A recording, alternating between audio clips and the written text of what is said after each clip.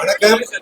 இன்று சிம்ஸ் மருத்துவமனையில ஒரு 3 வயசு குழந்தைக்கு ஃபீவர் சிண்ட்ரோம் ஒரு கண்டிஷன், அதாவது மண்டை ஓட்டு எலும்பு வந்து யூஸ்வலா 6 மாசத்துல இருந்து 1 வருஷம் இணையிறது. இந்த மாதிரி சிண்ட்ரோம், அதாவது மரபணு மாற்றத்தினால வர இந்த குழந்தைக்கு ஒரு 3 மாசத்துலயே இணைஞ்சிருது எலும்பெல்லாம். நார்மலா ஒரு குழந்தை வளர்ச்சிக்கு மூளை வளரும் போது எலும்பு இடம் கொடுக்கணும். அந்த மாதிரி எலும்பு இடம் கொடுக்காதனால இந்த குழந்தைக்கு வந்து கண்ணு வெளியில வரலாம், அவங்களுடைய வளர்ச்சி மூளை வளர்ச்சி குறையலாம். இதெல்லாம் வந்து நோட்டிஃபை பண்ணி தான் எங்க ஆஸ்பத்திரிக்கு வந்திருந்தாங்க சிம்ஸ் மருத்துவமனைக்கு.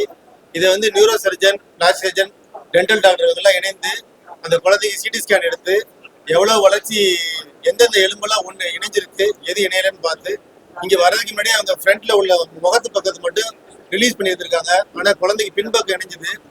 தமிழ்நாட்டில் வந்து இந்த மாதிரி பின்பக்கம் இணைஞ்சதை வந்து ஆப்ரேட் பண்ற முயற்சி வந்து முன்னாடி எடுக்கல அவங்க.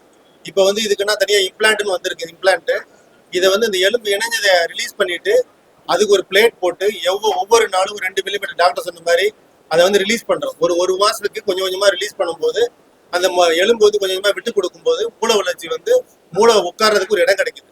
இந்த ஸ்பேஸ் வரும்போது இந்த குழந்தையோட வளர்ச்சி ஆட்டோமேட்டிக்கா வரும். அதாவது இந்த மாதிரி குழந்தைங்க வந்து டிலேடு மைல் ஸ்டோன். நீங்க பீடியாட்ரிஷியன் குழந்தைகளை பார்க்க போகும்போது ஒவ்வொரு மாசத்துக்கும் குழந்தை எவ்வளவு வளர்ச்சி, தலையை தூக்குதா, கையாட்டுதா, நடக்குதா, எந்திரிச்சு உட்காந்துச்சான்னு பார்ப்பான். இந்த மாதிரி இந்த டிலேடு மைல் ஸ்டோன் இருக்கும் இந்த குழந்தைக்கு. அதை இம்ப்ரூவ்மெண்ட் இந்த ப்ரொசீஜர் பண்ணதுக்கு அப்புறம் தெரிஞ்சுக்க முடியும்.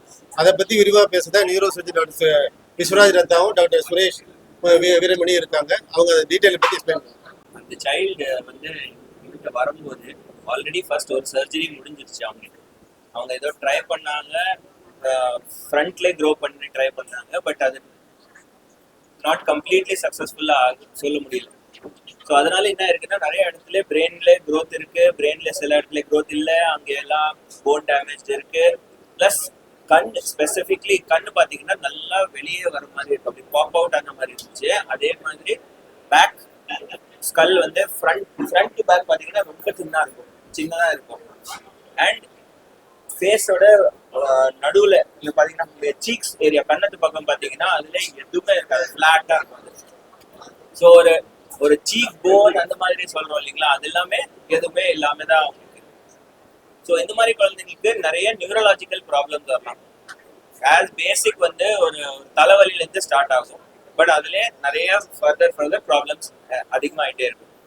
ஸோ இதுக்கு ட்ரீட்மெண்ட் என்னன்னா, ஃபர்ஸ்ட் நிறைய பேர் ஃப்ரண்ட்ல எக்ஸ்பேண்ட் பண்ணியிருக்காங்க. நம்மளும் நிறைய கேசஸ் இங்கே பண்ணியிருக்கோம். அந்த மாதிரி இது பேக்ல இருந்தே இப்போ ஃப்ரண்ட் ஆல்ரெடி ஆப்ரேட்டட் சைட் ஒன்று இருக்குனால இது வந்து தான் ஃப்ரெஷ் சைட். உங்களுக்கு ஃப்ரெஷ் சைட் இதுல ஆப்ரேட் பண்ணாதான் அந்த ஏரியால கொஞ்சம் பிரெயினோட ப்ரெஷர் ரிலீஸ் பண்ண முடியும். ஸோ இப்போ என்ன ஆயிடுச்சுன்னா, இந்த இடத்துல பிரெயின் வந்து கொஞ்சம் கீழே அப்படி இறங்கி அந்த ஸ்பைனல் கார்டு சொல்லுவாங்க இல்லையா, அந்த ஸ்பைனல் கார்டு ஏரியால இறங்கிருச்சு. ஸோ அது இருந்தா கொஞ்சம் ப்ராப்ளம்ஸ் அதிகமாக வரும். அது கியாரி மால்ஃபார்மேஷன் அதுக்கு பேரு. அதுல ப்ராப்ளம்ஸ் அதிகமாக வரலாம். ஸோ அதை ரிலீஸ் பண்றது தான் ஃபர்ஸ்ட் எய்ம். அப்போதான் ஃபர்ஸ்ட் சைல்டுக்கு கொஞ்சம் பெட்டர் லைஃப் இருக்கும். அப்புறமா லேட்டரா நம்ம காஸ்மெட்டிக்கா அவங்களுக்கு ஃபேஸ் எக்ஸ்பேண்ட் பண்றது, கண்ணுக்கு ஆப்ரேஷன் பண்றது, அது எல்லாமே நார்மலா பண்ணிட்டே இருக்கலாம். பட் இதுதான் இம்மீடியட் நெசசிட்டி இருந்ததுனால நம்ம ஃபர்ஸ்ட் அது பண்ணிருக்கோம். So this is more than cosmetic surgery. This is cosmetic functional surgery. So we are giving the child a chance for the brain to grow and to lead a normal life. So this is a rare procedure, very out of the box procedure, where the bone is slowly expanded so that the brain also slowly expands along with it, and all the Chiari malformation problems are solved. இந்த side to side, அப்புறம் வர்டிகலா நடு தடையில போது பாருங்க. அப்புறம் பின்னாடி அதுவும் இந்த we மாதிரி இருக்கிறதும் சேர்ந்து ஒரு வழி மாதிரி இருக்கு, தெரியுதா? இதெல்லாம் சூச்சர். இங்க பாருங்க, இது வர்டிகல், இது ஹரிசாண்டல்.